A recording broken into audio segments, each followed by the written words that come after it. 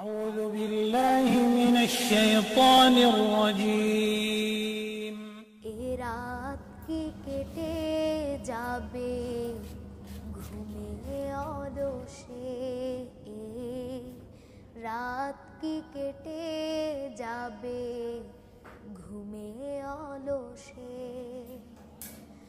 তুমি কি জানবে না তোমার নিজেকে প্রভুকে। আসসালামু আলাইকুম, সবাইকে ওয়েলকাম জানাচ্ছি আমার চ্যানেল রুম স্পেশাল হাউজে।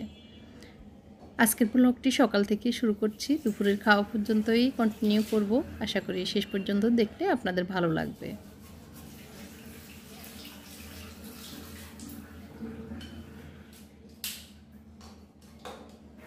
তো গত ব্লগেও দেখতে পেরেছেন আমার বাসুরের ছেলে, বউ, নাতি আছে। তো ওরা তো আসলে একটু চিকিৎসার জন্য এসেছে, একটু সময় নিয়ে চিকিৎসা করে বাবুর যতক্ষণ ভালো না হয় ততক্ষণ পর্যন্ত তো থাকতেই হবে। তো সেই হিসেবে ওদের জন্য রান্নাবান্না, নাস্তা বানানো সব মিলিয়ে উঠে পড়েছি। আল্লাহর রহমতে সব কিছু করতে হবে। কাজের যে সকালের মেয়েটা ছিল সে অসুস্থ, ও আসতে পারছে না, ওর একটু প্রবলেম দেখা দিয়েছে।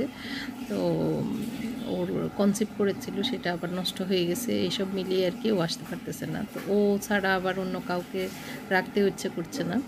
তো যার কারণে ওই যে সব কিছু কাঁধে পড়ছে আর কি আমার। তো ভাবতেছি ও সুস্থ হোক, ও আসবে বলতেছে, আসবে না যে তা না।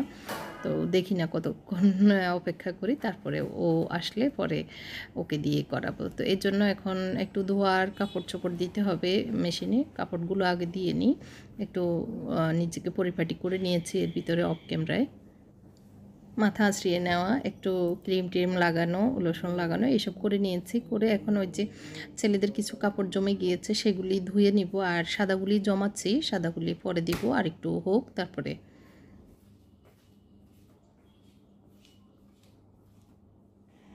তো সকাল সকাল যে কাপড়গুলি থাকে আমি একদম সকালে দক্ষিণের রোদ মুনতাসিরের বারান্দায় থাকে, তো ওই বারান্দায় কাপড় শুকাই। তো এর জন্য সকাল সকাল উঠে কাপড়টা আগে দিয়ে দিই, তাহলে সুবিধা, সকালেই শুকিয়ে যায় অল্প সময়ে। আপনাদের কার কী অবস্থা কমেন্ট করে জানাবেন। যারা এখন পর্যন্ত দেখছেন, যদি একটুখানি হলেও আপনাদের ভালো লেগে যায় ভিডিওর, লাইকটি দিয়ে দিবেন। আপনাদের একটি লাইক আমার এই ভিডিওকে অনেকের কাছে পৌঁছে দিবে। আর যারা নতুন এসেছেন আমার চ্যানেলে, আমার চ্যানেলটি সাবস্ক্রাইব করার অনুরোধ জানাচ্ছি। আমি তো এখন সময় পেলে একটু ওই যে শর্টস টাইপের লম্বা ভিডিওগুলি দেওয়ার চেষ্টা করছি। তো আপনাদের অনেকের ভালো লাগছে, অনেকে দেখছেন, আবার একদম যে বেশি দেখছেন তা না। তো হয়তো অনেকের কাছে যাচ্ছেও না। তো যারা দেখেছেন বা কমেন্ট করেছেন, ভালো লাগছে বলছেন, তাদের মধ্য থেকে আমি কয়েকজনের নাম বলি। সেটা হচ্ছে রাহিমা মুন্নি আপু, তারপরে ফ্রেন্ডস ফ্যামিলি আইডি থেকে বলেছে, নাবিলা জামান লাইফস্টাইল আইডি থেকে, recipe by Tamjid Mom ID থেকে, ওয়াসিফ বিন হারুন আইডি থেকে, জাবির বিন শাওফান আইডি থেকে, চারুলতা আইডি থেকে, সাফওয়ান আইডি থেকে। তো অনেকে আরও কমেন্ট করেছেন, গত 2টা ব্লগ দিয়েছি ওই ধরনের। তো অনেকেই পছন্দ করছেন, ভালো লাগছে বলতেছেন। আপনাদের এই ধরনের কমেন্ট যদি পাই তাহলে আমি আরও সামনে এই ধরনের শর্টস ভিডিওগুলি দেওয়ার চেষ্টা করব ইনশাল্লাহ। তো আজকের ভিডিওতে আসলে রেখেছি আমি একটু সাউন্ডটা, সেটাও আপনাদের কাছে কেমন লেগেছে কমেন্ট করে জানাবেন। তো সবাইকে নাস্তা খাইয়ে দিয়েছি, আমি একটু লেটেই খাচ্ছি। তো একটু পরোটা, ডিম, ওই গতকালকের একটু গোশত ছিল সেটাও দিয়েছি, সব মিলিয়ে আর কি দেওয়া হয়েছে। আর আমার জন্য একটু একটা পরোটা আর 2টা ডিম দিয়ে এই একটা রোল বানিয়ে খাবো। হালকা একটু ডায়েট শুরু করেছি, একদম ফুল ডায়েট না। তো সকালে একটা রুটি বা পরোটা হোক, পাতলা যে কোনো একটা হোক, একটা খাওয়া হয়।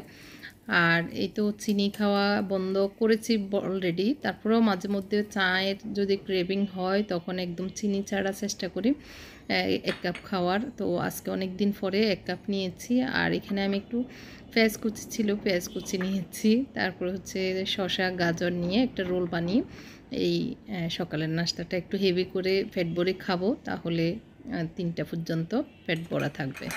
এখন প্রায় 11টা বাজে, দেরিতে নাস্তা করছি যাতে করে আবার খাবারটা, দুপুরের খাবারটাও একটু দেরিতে হয়। তো আমি ওই যে জাহাঙ্গীর ডাক্তারের যে কিটো ডায়েট সেটা করছি না, এমনি নর্মালি ডাক্তাররা যেভাবে ডায়েট করার কথা বলেন সেভাবে একটু একটু চেষ্টা করছি আর কি।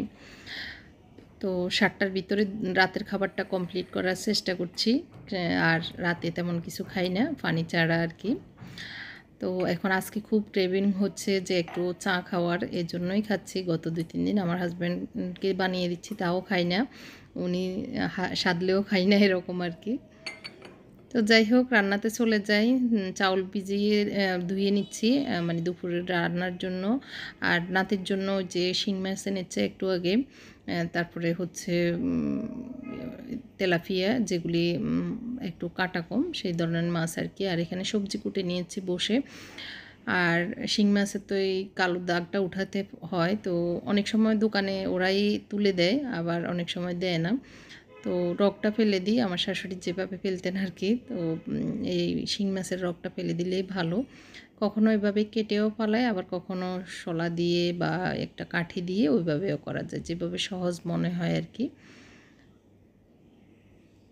তো আমি একটু এভাবে কেটে রগটা ফেলে তারপর টুকরা করে নিচ্ছি নাতির জন্য, একটু নাতিকে রক্ত হওয়ার জন্য বা দুর্বলতা কাটার জন্য শিং মাছ খাওয়াতে পারলে ভালো হবে, এর জন্য শিং মাছ আনিয়েছি।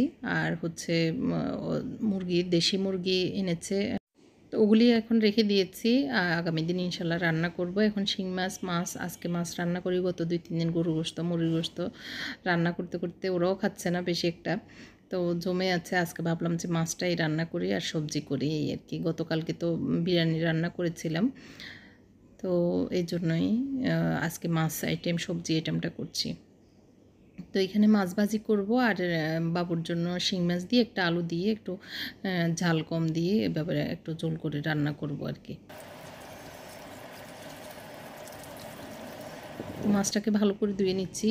মাছ তো কুটে এনেছিল তেলাপিয়া, তো আঁশটাগুলি থেকে যায়, তো এই জন্য ভালো করে ক্লিন করে নিচ্ছি। তো আমি আবার একটু লবণ দিয়ে ক্লিন করব এখন। আপাতত এভাবে হাত দিয়ে করে পরিষ্কার করে নিচ্ছি লোট যাওয়ার জন্য।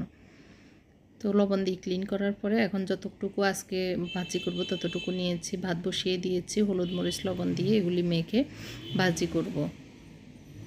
আর এদিক দিয়ে আমি ওই যে সবজি রান্না করব, ছড়া রান্না করব, তো সেই জন্য পাতিল বসিয়ে দিচ্ছি। ভাতটা হয়ে গেছে। حسبي الله لا إله إلا هو عليه توكلت وهو رب العرش العظيم।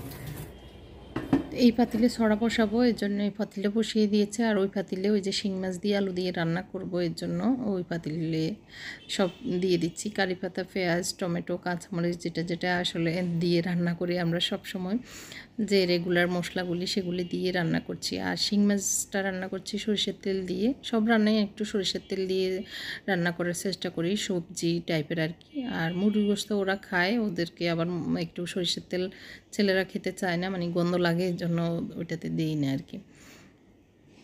এখানে সবজিতে যা মানে চড়াতে একটু জিরা ধনিয়া দিয়ে দিয়েছি, আর হলুদ মরিচ লবণ আর কারি পাতা সহ এগুলি দিয়েছি। আর এখানে মাছ রান্না করব, মাছেও সেম আদা রসুন একটু পেঁয়াজ ধনিয়া জিরা এগুলি মশলা সবই দিয়ে দিচ্ছি, কারণ শিং মাছে একটু মশলা দিলে ভালোই লাগে। একটা টমেটোর অর্ধেককে কুচি কুচি করে কেটে দিচ্ছি।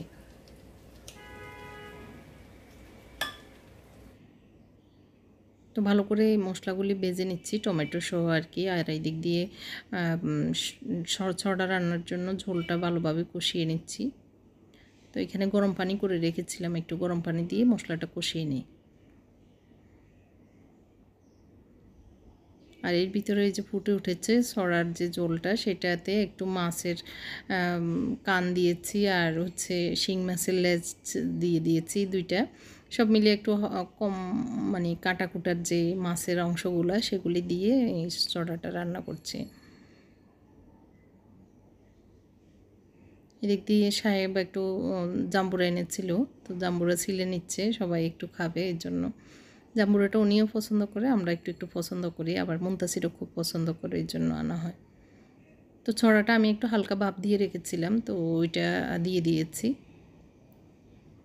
ছড়াটা আসলে ভালোই লাগে আমার খেতে, এর জন্য ওই যে 2-3 দিনই আনা হয়েছে, এর ভিতরে মাছটা হয়ে গেছে, এই যে নামানোর পরেও কিন্তু অনেকক্ষণ 5 মিনিটের মতো এভাবে হতে থাকে। তো এর জন্য আগে আগে নামিয়ে নিতে হয়। সিরামিকের পাতিল এবং লোহার কড়াই, মাটির পাতিল এগুলিতে কিন্তু অনেকক্ষণ মানে গরম হতেও সময় লাগে, আবার ঠান্ডা হতেও অনেকক্ষণ সময় লাগে।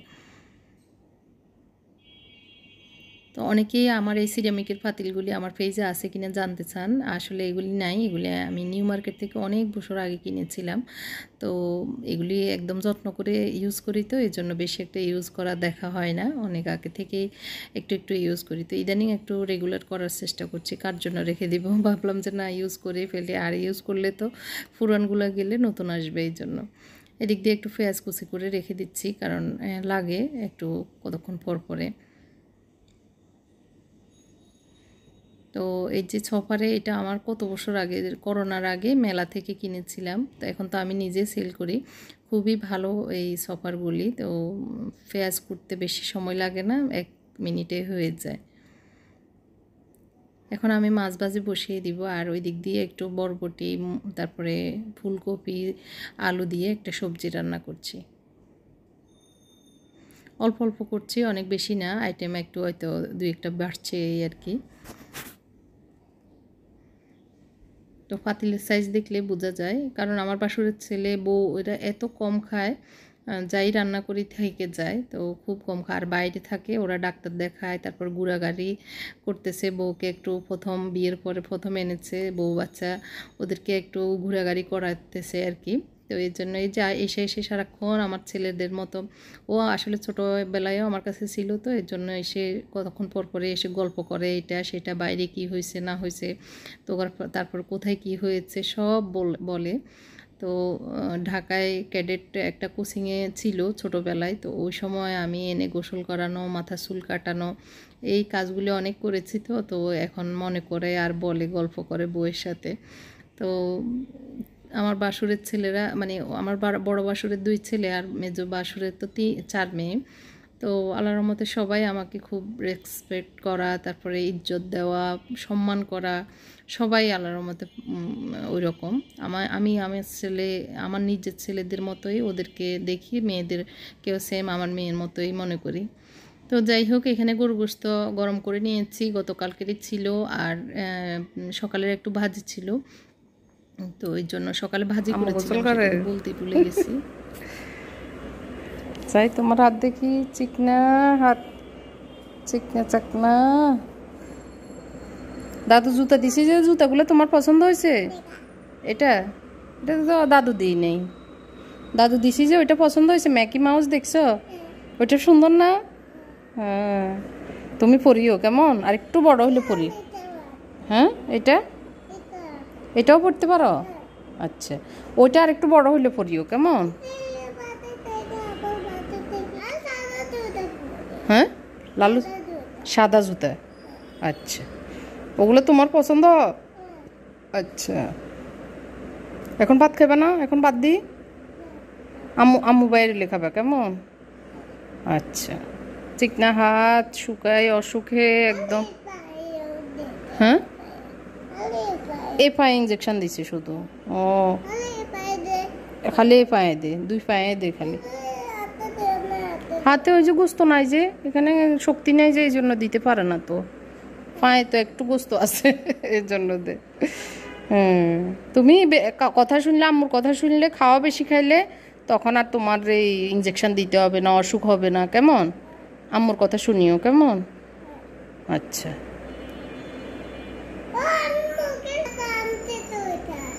মুখে কি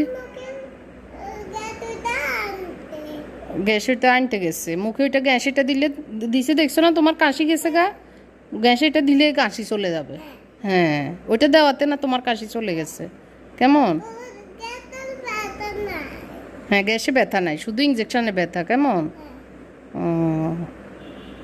কত টুনটুনি কথা। তো নাতির সাথে গল্প করতে করতে আপনাদের সাথে বিদায় নেওয়ার সময় এসে গেছে।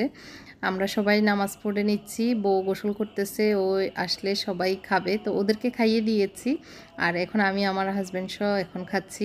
তো সবাই ভালো থাকবেন, আমাদের জন্য দোয়া করবেন। আল্লাহ হাফেজ, আসসালামু আলাইকুম।